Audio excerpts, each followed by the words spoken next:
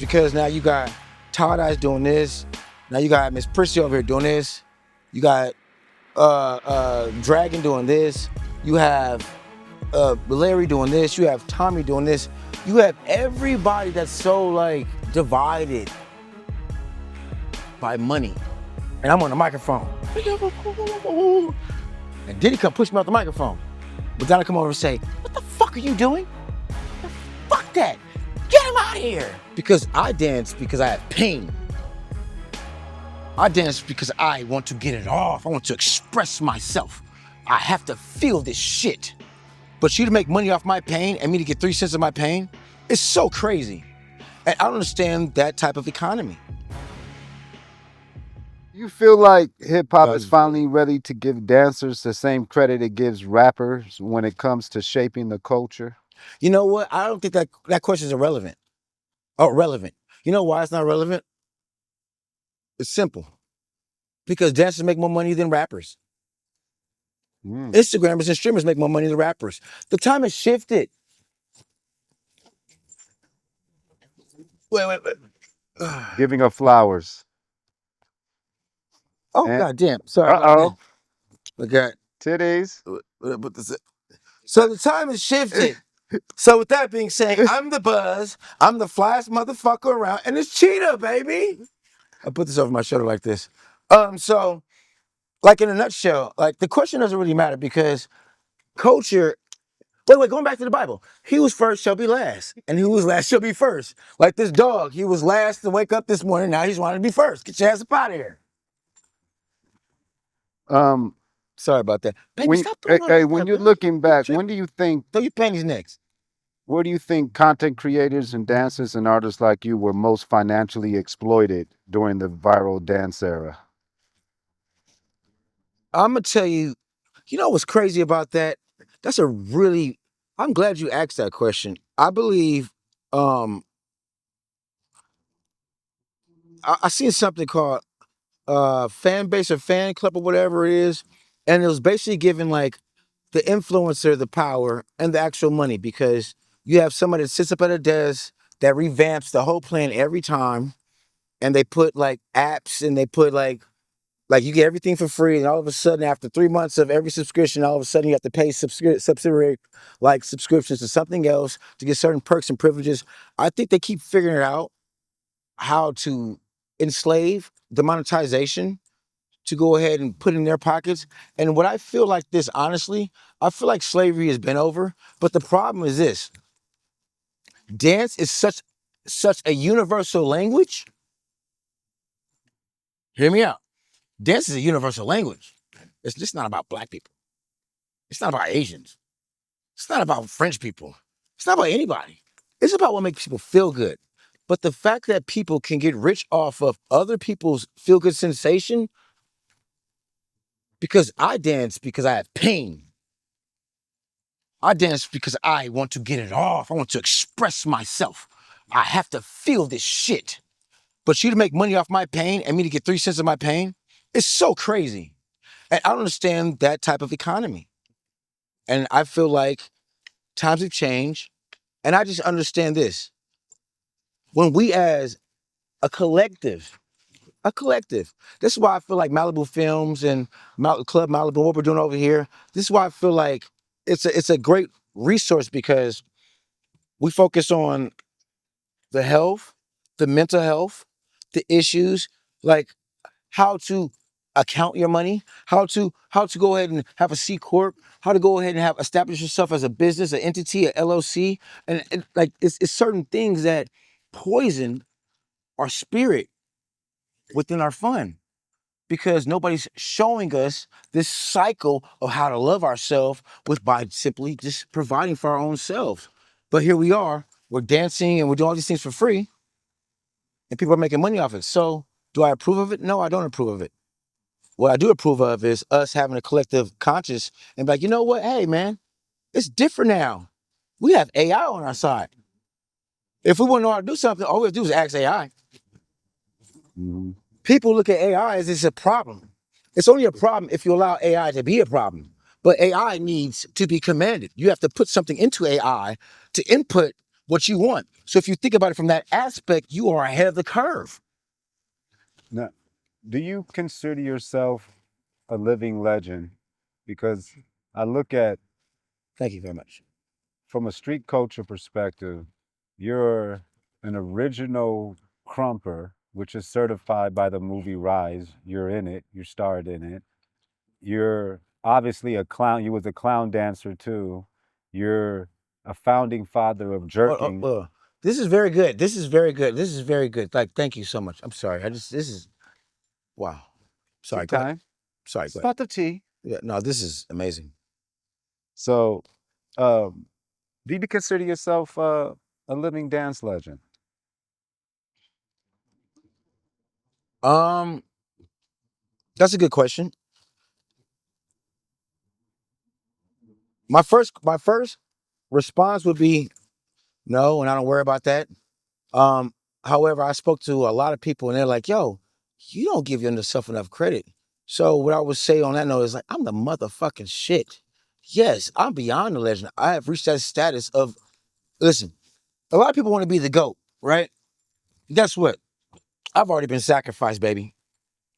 But I say you're a living legend for many aspects. But for instance, you got global stars popularizing the stuff that you helped architect. For instance, Justin Bieber was on the Ellen Show, Right, and he was doing the Cat Daddy. right. Um, what was going through your mind when you seen that? And were you friends with him before he did that dance on Ellen? Yeah, Justin's a really unique individual. Um, and we're not that close. However, every time I see Justin, it's always love. Like we go right to the bar, we go chill, we hang out. It's always love. Like me and Justin, we smooth. Um,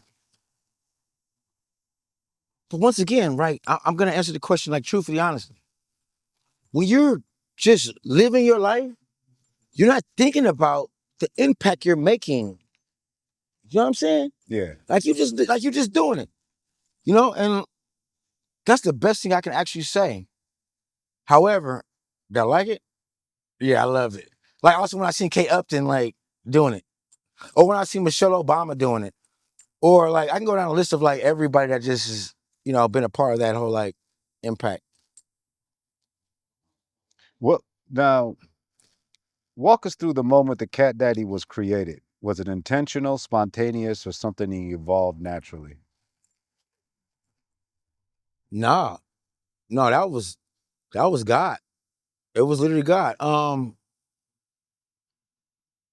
Man, I can only say it was God, man. Like I said, I got off tour. Sam was talking to my mom, trying to get me to come to the record.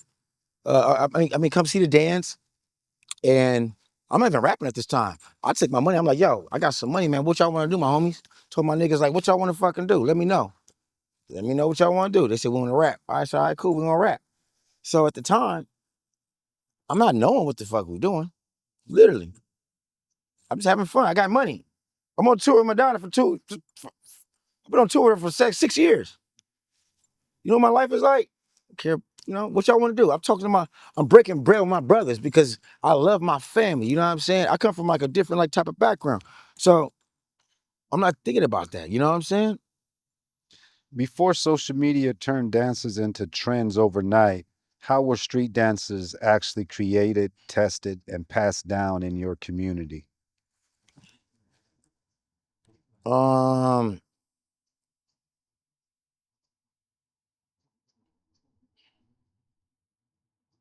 sh- to be honest with you, I never gave a fuck. I never gave a fuck. I only did what made me happy, man. I don't really. So now, okay, let's I've rephrase got to it. meet. I've got to meet a lot of great people within like this whole thing, and I've got to like from Poppin' Taco who did Michael Jackson, or like Tony Richards introduced me to man. If I go down a list of people like from Poppin' Pete to like I can go down a list of like all these great Shabadoo, rest in peace Shabadoo. I go down a list of all these great, amazing Don Camelot, Megan, I can go down and listen to all these. Jamie King. Oh my gosh, shout out to Jamie King. Yo, without Jamie King, I wouldn't even know what I have a career with Madonna. Um, I was just a little boy from Compton, man. That's it, man. I'm just living dreams, man. I never, when it come to me, I'll be on that fucking stage. I'm only worried about myself. And after I worry about myself, I can take care of the team.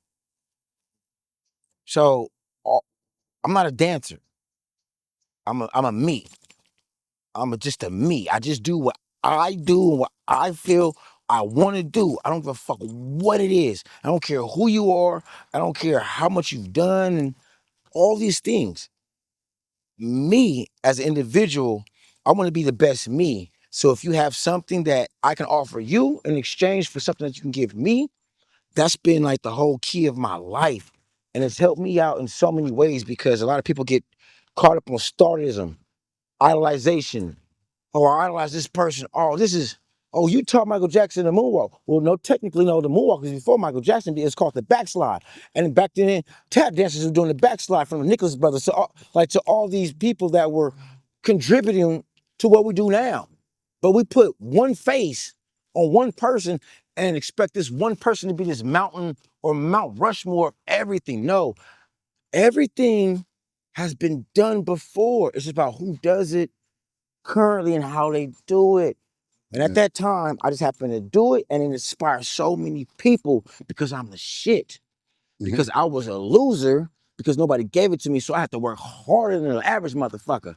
People say, yo, you got talent, you a dancer, you just stand up there. No, I'll just outwork your motherfucking ass. Yeah. Now, you starred in Rise, which is a cult classic, and it's very classic. How did the Crump movement and that film change the way the world viewed street dance, and how did it change you personally? Shout out Tony Rich, um, and Dave Flower Chappelle, and Tommy and everybody else that was a part of that, and everybody in that, you know. I think for the most part, what it did was it put a microscope, like a heavy duty, like magnifying glass on top of our culture. Um, and I think that opened up the world to what was going on in our life. Um, One thing let me just get what I don't disagree with. Let me get that off my chest.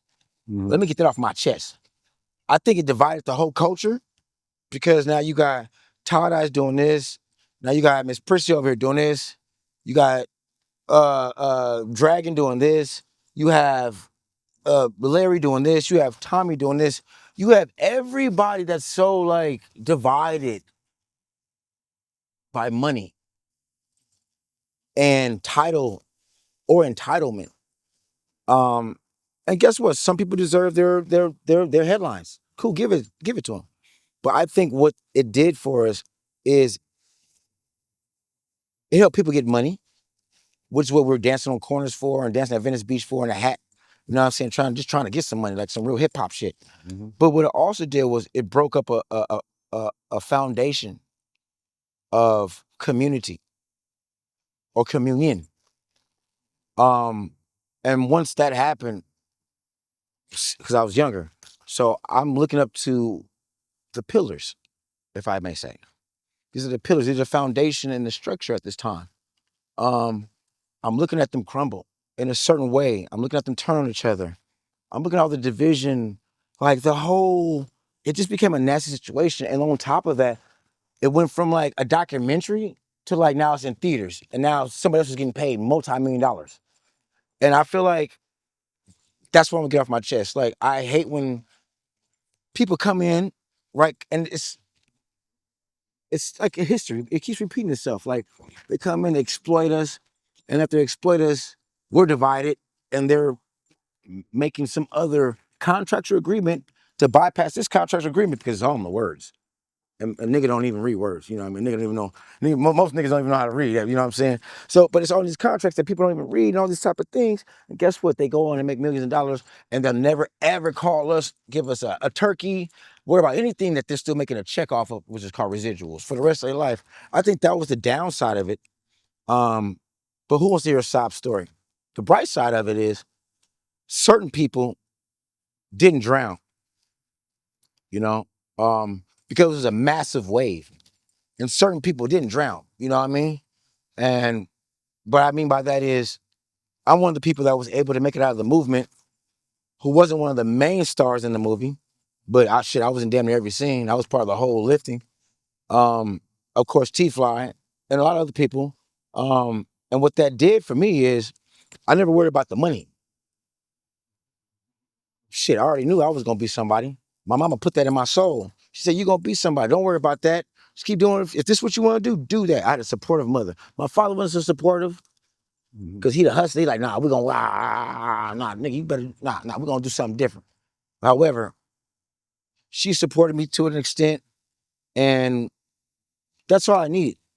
So what Rise did for me personally, it gave me a stepping stone to what I wanted to do, or the next thing I want to do.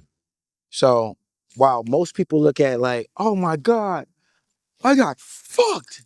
I'm like, yo, fuck that. Watch this. I'm gonna take that and catapult off of that. So next thing you know, I'm in every audition, I'm booking everything. Raj did that for me. Got you. Open the doors. It opened all the doors, and I'm the shit. So at the time, listen, I'm bringing Krump, B-boy in. I'm the motherfucker in the rooms that they like, yo, I can't. I'm doing backflips off the wall, twisted. I'm supposed to be the Krump, like any chocolate, any sexy. Oh my God, like yo, Yeah. like you can't, like, you know what I mean? Like you can't fuck with a nigga like me. Like, God, come on, man. What you was saying when you was touring with Madonna, it you got exposure. What did? Oh wait, you talking about Diddy parties? No. I'm gonna tell you right now. Listen, I'm at the Oscar party, right? Listen, we at the Oscar party, right? And I'm on the microphone. And Diddy come push me off the microphone. Madonna come over and say, "What the fuck are you doing? Fuck that! Get him out of here!" So she kicked Diddy off the microphone. He got to lead a party. I get back on the microphone, and me and Paul Oaken feel like this, and I'm rocking the mic. That was one of my first microphone experiences where I'm like, yo, I want to be behind the microphone. Wow. So did he try to grab the mic from you? No, Diddy took the mic from me, and I'm looking like, damn, like shit. Hold on, my nigga. So nigga, I look at him, and we started like, we had this little thing or whatever, we had this little tension or whatever. So then Guy Siri come around, he backed me up, and then Madonna come over like, no. You know, when Madonna get mad, like you just like the whole world, everybody in the room's like this. That part. It's like, oh, she's a nigga. Hey, did she know it was Puffy? Nigga, she knows exactly who Puffy is. Okay. What? She said, I'm tired of him. He has to go. Get him the fuck out of here. And guess what? He left. And he wasn't ever at no other parties, Oscar parties. That's gonna be a cold. I think that was my start of like, embracing. Was that in Europe or was that in New York? No, that was at Guy Siri house. Yeah, It was out here. We was out here. I think that was my cherry. Like, pow, I popped my cherry. Woo! Like, Now that was it for me. Now